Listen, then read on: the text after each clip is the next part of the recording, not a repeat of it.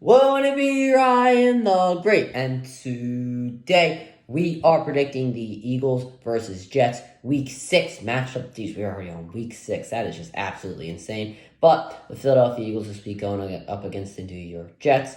Some people think this should be an easy week. I'm going to be talking about it. We're going to get right into this. But before we get right into this, guys, make sure you guys subscribe with the post notifications on. Go subscribe to my brother Lane the Great blogs. Make sure you guys go subscribe to my second channel at Ryan the Kai Great. Make sure you guys go follow me on X at Ryan the Great RTG. Make sure you guys go follow me on TikTok at Ryan the Great RTG. Make sure you guys go listen to the latest edition of the CR7 podcast. And make sure you guys go follow me on Twitch at Ryan the Great Podcast. And without further ado, ladies and gentlemen, let's get right into the video and let's roll that intro.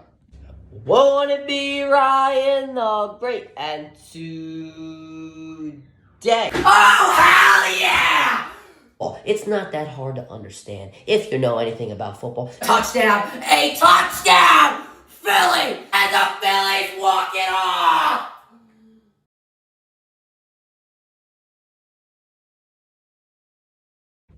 Alright, let's get right into the video. So starting off, we always start off with the Eagles and their offense and their quarterbacks. That means Jalen Hurts. Jalen Hurts should be no interceptions this week. We have seen a little bit of those over the past couple of weeks. I expect those interceptions to be a no-no this week. The Jets love to play man-to-man coverage, so if he does throw any of them away and they are intercepted, then that will be counted as his fault. Jalen Hurts should have a really good week this week. Once again, the Jets are one-on-one team without Sauce Gardner this week. He should have a pretty good and accurate game. I expect at least over 67% completion percentage. The Jets also don't play running quarterbacks I can't speak English that well. They gave over 50 yards to Russell Wilson last week, so Jalen Hurts should be improvising while running. I emphasize the word improvising at the running back spot. Now, I expect DeAndre Swift to hit the holes as well as he has done over the past couple of weeks. The Jets' interior line when it comes to running defense is pretty bad. They are giving up over 100 yards a game to the run. But since the Jets love to play man, and I guarantee you with Jason Kelce's ability to block upfield, and with all those defensive backs moving away, and with the blocking that the Philadelphia Eagles receivers can do, it's a recipe for success if we do run screens. This should be a big week for DeAndre Swift, or if you're on Kenneth Gainwell for some screens, maybe some people think, Brian Johnson thinks he's a better receiving backer. I don't see that in my opinion, but either way, whichever running back is running those screens, it should be a recipe for success. We move on to the wide receiver spot, A.J. Brown. No Sauce Gardner this week. This team likes to play one-on-one. A.J. Brown is the best one-on-one wide receiver in the NFL. There's no debate about that. He's the best one-on-one wide receiver in the NFL. Statistically, Justin Jefferson is out. He's the best one-on-one wide receiver in the NFL. I don't want to hear it. I expect over 100 yards from him just because of the fact that their secondary is beat up right now. Should be a big game for A.J. Brown. Devontae Smith. Not much really going for him last week. One reception for only 6 yards. I'd like to see something this week. They might put a safety on A.J. Brown, which would leave him open if he does go deep. But I don't really see much of a problem with that. I believe he'll still have a great game either way. Devontae Smith, he does need to step it up this week, to keep those points on going on the board. Because this is a Jets defense that is pretty good. While they are banged up, secondary-wise, this is really still a good defense. But he's another receiver that is very good one-on-one, and he should be getting the job done. Illuminati Zacchaeus. Just prep. Quez Watkins, he's on IR for the next 4 games. So, it's just really his chance now. I was saying a few weeks ago, it really is his chance. Do I think he earned the number 3 spot a few weeks ago? Yes, I did. I don't know why they put Watkins back in there, but I digress. He probably won't be involved much in the passing game. This week, I can't accept that just because of the fact that the Jets are a one-on-one team and they don't play tight ends well, which we'll get into in just a few moments. But on those screen passes that I mentioned earlier, I do believe that he should be the one blocking. And so Zacchaeus is one of the best blockers as a receiver maybe in the NFL right now. He's definitely the best blocking receiver on our team. Yes, and that does include A.J. Brown. I do believe he is the best blocking receiver on the team right now. So if you're not going to use him as a passer, which he already deserves to be used as, then at least let him use his blocking ability, which is a really, really, really good ability to have if you are a team that does like to run screens like the Philadelphia Eagles do. If we're not going to use our players right to one advantage, at least use them right to the other advantage. Going on to the tight end, as I mentioned, the Jets are giving up over a 100 rate to tight ends this season. Goddard had his best week last week. Those screens that I mentioned, they should use it on him. RPO plays.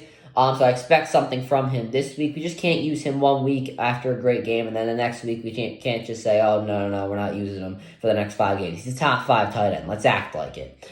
The offensive line. My only concern is for Quinnen Williams, and when he is going up against Sue Oppenada, I hope I said his name right, last name correctly.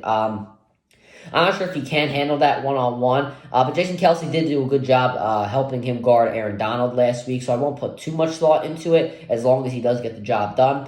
The Jets' defensive line, it's not terrible, but it's not that good either. They did put up 4 sacks last week against the Denver Broncos offensive line. The Denver Broncos offensive line, not the greatest thing we've ever seen, so I'm not going to give them too much credit there.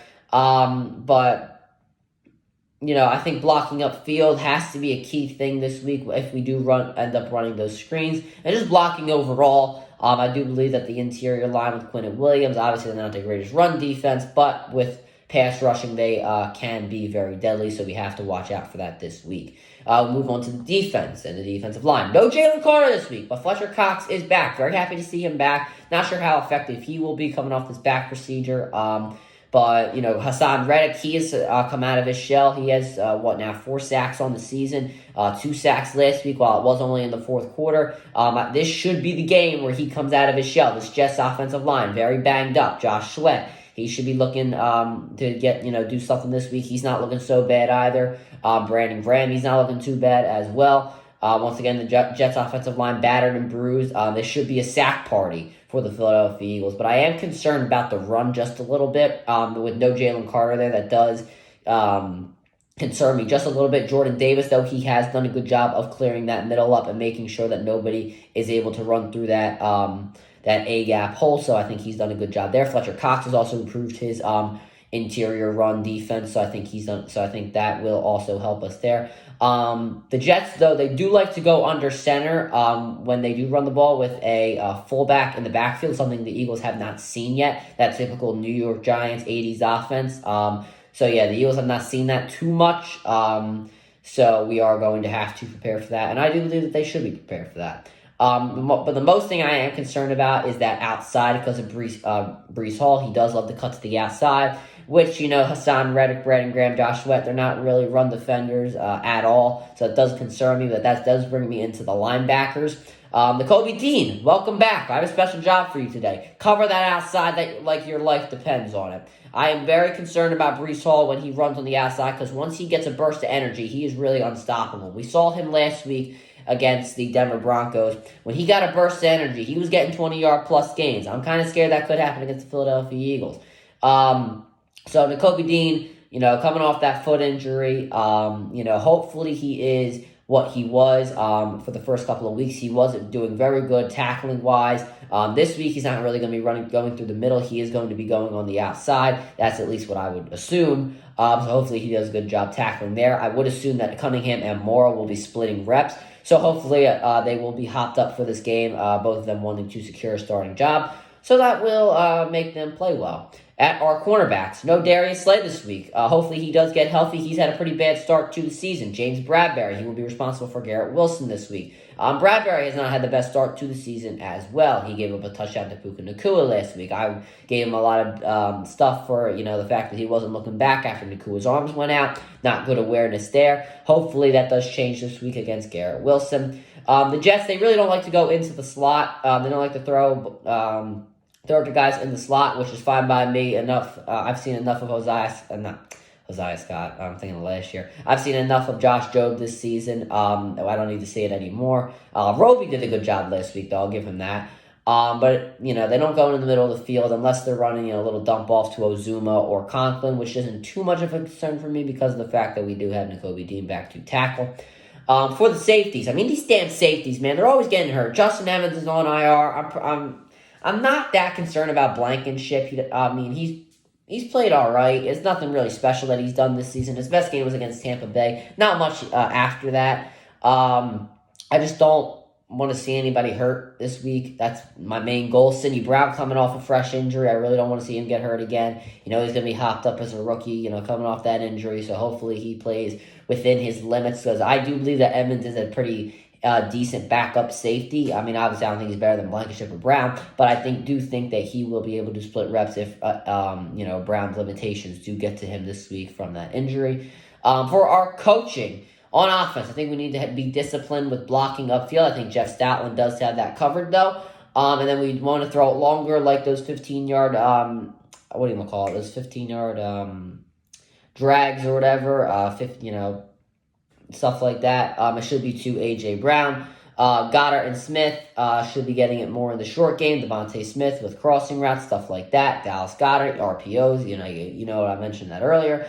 And on defense, I think we need to put Zach Wilson under some pressure so he's not able to get the ball out as effectively, and we need to cover the outside well. The bottom line, historically, the Eagles kill the Jets. We're 12-0 all-time against them.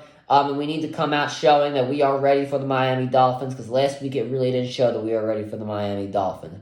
But my final score prediction, I have the Eagles at 28, the Jets at 10. I do believe that the Philadelphia Eagles will dominate this game on offense. I think that, the fact that the Jets secondary is beat up this week, and they're not really too many guys to guard A.J. Brown. Jalen Hurts should be effective this week, and the New York Jets, I don't believe that they are going to do much against this Philadelphia Eagles offense. I think the pressure will be a little too much for Zach Wilson.